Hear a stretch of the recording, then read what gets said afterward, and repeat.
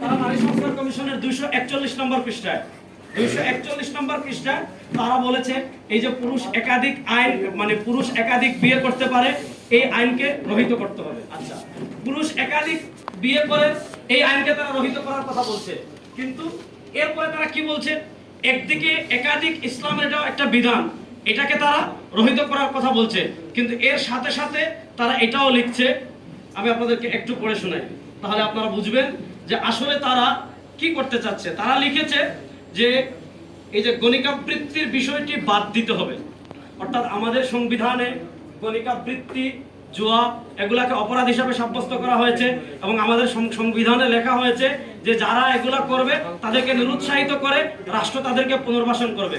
তো একদিকে তারা বলছে এখানে যে এই যে দেখেন এখানে লিখেছে গণিকাবৃত্তির বিষয়টি বাদ দিতে হবে।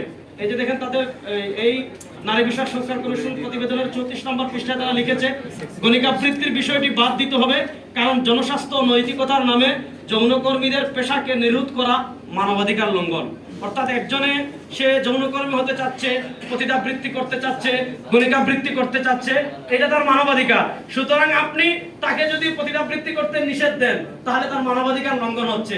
এবার দেখেন আপনি আপনি পতিতাবৃত্তিকে, বেশ্যাগিরিকে আপনি কি করতে চাচ্ছেন, মানবাধিকার নামে প্রতিষ্ঠিত করতে চাচ্ছেন, কিন্তু পুরুষ যদি একাধিক বিয়ে করতে চায় আপনি সেটাকে নিরুৎসাহিত করছেন। এবার দেখেন এই হলো তাদের মানে এটা হলো ইসলামের বিরুদ্ধে একটা খুল্লুম খুল্লা ষড়যন্ত্র। এর একটা আমি প্রমাণ দেখাই। আচ্ছা, নারী সংস্কার কমিশনের সাথে রাষ্ট্রধর্ম ইসলাম থাকবে কি থাকবে না, এটা কি সম্পর্ক? নারী সংস্কার কমিশন, আপনি নারীদের সংস্কারের কথা বলেন, আমাদের সংবিধানের একদম শুরুতে একদম পরিষ্কার ভাষায় লিখে দেওয়া হয়েছে যে এদেশের রাষ্ট্রধর্ম হলো ইসলাম।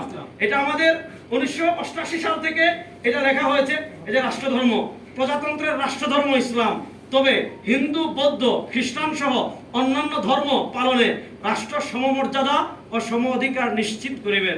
যে আমাদের রাষ্ট্রধর্ম হলো ইসলাম, তবে অন্যান্য ধর্মের লোকজন তাদের ধর্ম তারা সমানভাবে পালন করবে। এখন তারা দেখেন একদিকে নারী সংস্কার কমিশনের কথা বলছে, কিন্তু এখানে তারা বলছে যে রাষ্ট্র এটা একটা ইহজাগতিক বিষয়, যে রাষ্ট্র এটা একটা ইহজাগতিক বিষয়। এতে দেখেন 35 নম্বর পৃষ্ঠা অনুচ্ছেদ 2 ক, যেহেতু রাষ্ট্র একটি ইহজাগতিক সত্তা সেহেতু কোন ধর্মীয় বিধান অনুসরণ করে সংবিধান শুরু হওয়া উচিত নয়। তাছাড়া একটি ধর্মকে প্রাধান্য দেওয়া ধর্মনিরপেক্ষতার নীতির সাথে সাংঘর্ষিক, তাই অনুচ্ছেদটি বাতিল করা প্রয়োজন। অর্থাৎ আমাদের রাষ্ট্রধর্ম যে ইসলাম, তারা এই অনুচ্ছেদটি বাতিল করতে চাচ্ছে। প্রশ্ন হলো, আপনি নারী সংস্কার কমিশনের দায়িত্ব পেয়েছেন, রাষ্ট্রধর্ম ইসলামকে বাদ দেওয়ার কথা কেন আসলো? আসলে তারা নারীদের সংস্কার চায় নাই, আড়ালে তারা পশ্চিমা এজেন্ডা বাস্তবায়ন করে দেশ থেকে ইসলামকে বিদায় করতে চায়। কিন্তু হিসাব অত্যন্ত সহজ।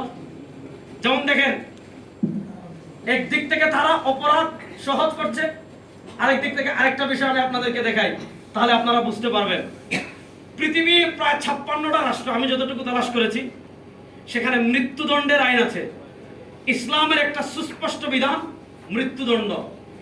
কিছু ক্ষেত্রে কোন কোন ক্ষেত্রে মৃত্যুদণ্ড দেওয়া হবে সেটার লেয়ার আছে, স্তর আছে, কিন্তু মৃত্যুদণ্ড একটা আইন। যেমন কেউ যদি কাউকে খুন করে, যেমন আমাদের দেশে অনেক আমাদের প্রিয় মানুষ, ইসলামিক স্কলারদের, অনেক ইসলামী রাজনীতিবিদদের আদালত দিয়ে তাদেরকে খুন করা হয়েছে, তাদেরকে হত্যা করা হয়েছে। যদি তারা এখন মৃত্যুদণ্ড দেখেন, এখন ইসলাম কি বলে, ইন্নান নাফসা বিন নাফসি।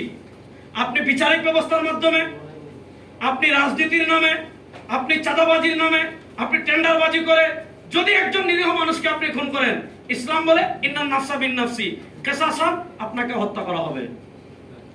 এখন কেউ যদি বিবাহিত পুরুষকেও ধর্ষণ করে, ইসলাম তাকে বিধান দিয়েছে রজম মেরে হত্যা করা।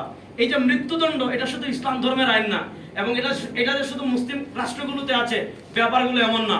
পৃথিবীর অনেক রাষ্ট্রে, যেগুলো মুসলিম কান্ট্রি না, মুসলিম রাষ্ট্র না, সেখানেও কি আছে, মৃত্যুদণ্ডের আইন আছে। দেখেন একদিকে তারা বেশ্যাগিরিকে কি করতে চাচ্ছে, পতিতাবৃত্তিকে অনুমোদন করতে চাচ্ছে, একদিকে রাষ্ট্রধর্ম থেকে ইসলামকে বাদ দিতে চাচ্ছে, আবার এখানে লিখেছে কি, এই যে মৃত্যুদণ্ড এটা অমানবিক। দেখেন 34 নম্বর পৃষ্ঠায় তারা লিখেছে যে এই অনুচ্ছেদের সংশোধন করে, মানে আমাদের সংবিধানের 35 নম্বর অনুচ্ছেদ, এই অনুচ্ছেদ সংশোধন করে নিষ্ঠুর, অমানসিক যন্ত্রণা বা লাঞ্ছনাকর দণ্ড, এরপরে মৃত্যুদণ্ড